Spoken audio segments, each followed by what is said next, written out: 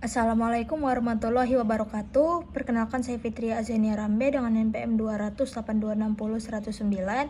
Di sini saya akan mempresentasikan mind map saya, yaitu yang berjudul hipertiroid dengan blok endokrin and metabolism nutrition. Jadi hipertiroid itu atau kelenjar tiroid terlalu aktif itu definisinya itu adalah suatu keadaan di mana kelenjar tiroid menghasilkan hormon tiroid atau T3 dan T4 secara berlebihan sehingga meningkatkan metabolisme tubuh dan menimbulkan berbagai gejala sistemik seperti penyebab atau etiologinya itu penyakit Graves yang dimana autoimun itu penyebabnya itu terbanyak. Kemudian nodul tiroid toksik atau adenoma toksik atau gondok multinodular toksik, kemudian tiroiditis seperti subakut, silent, postpartum, kemudian sementara. Itu penyebab itu yang sementara. Kemudian kelebihan asupan hormon tiroid atau iatrogenik, lalu kelebihan iodium itu jarang ya. Kemudian untuk faktor resikonya itu ada perempuannya itu sekitar rasionya itu 5-10:1. Usianya itu sekitar 20-40 tahun. Kemudian riwayat keluarga dengan penyakit autoimun seperti merokok, stres emosional, riwayat penyakit autoimun lain seperti DM tipe 1, vitiligo, ataupun anemia pernisiosa dan lain-lain.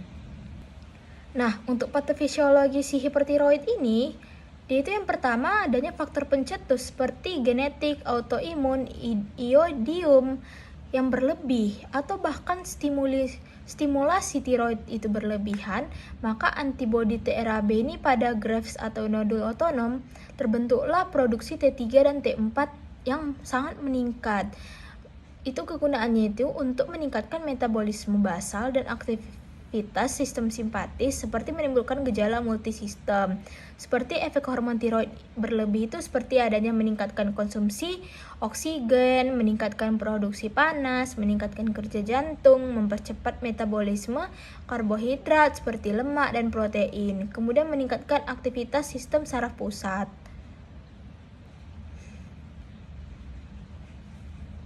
Kemudian untuk manifestasi klinisnya itu seperti penurunan berat badan, intoleransi panas, mudah berkeringat, jantung berdebar atau palpitasi, takikardi, tremor pada halus tangan, gelisah, mudah marah, cemas, kemudian sulit tidur, kelelahan lemas, kemudian nafsu makannya itu meningkat, BAB-nya itu lebih sering atau diare, kulit hangat dan lembab, kemudian rambut rontok, otot lemah, amenore, atau gangguan haid, pembesaran kelenjar tiroid atau gondok.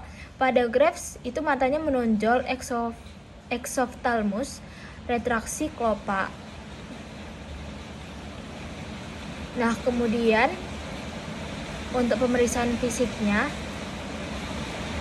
itu dijumpain tekanan darah sistolik itu meningkat, nadinya cepat, berat badannya itu menurun dengan nafsu makannya itu meningkat, lalu kulit hangat atau lembab, tremor halus tangan, pembesaran kelenjar tiroid atau gondok, kemudian bising atau bruit pada tiroid itu terkadang ya.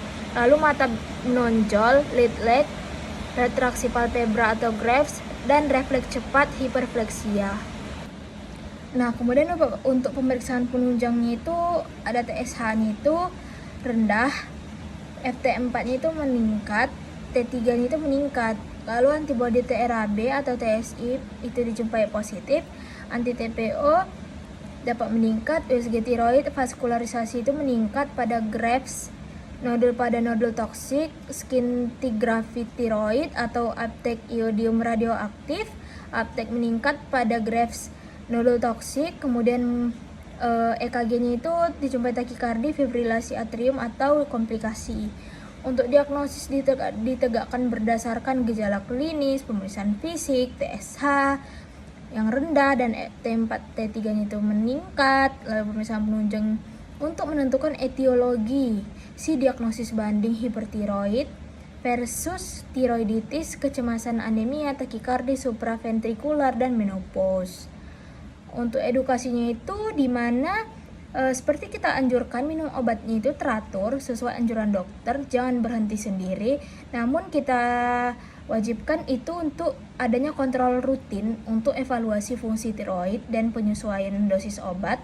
Lalu bisa kita ajukan juga hindari makanan tinggi iodium berlebihan seperti seafood, suplemen iodium tanpa anjuran. Lalu kita usulkan juga berhenti merokok karena memperburuk penyakit mata pada Graves.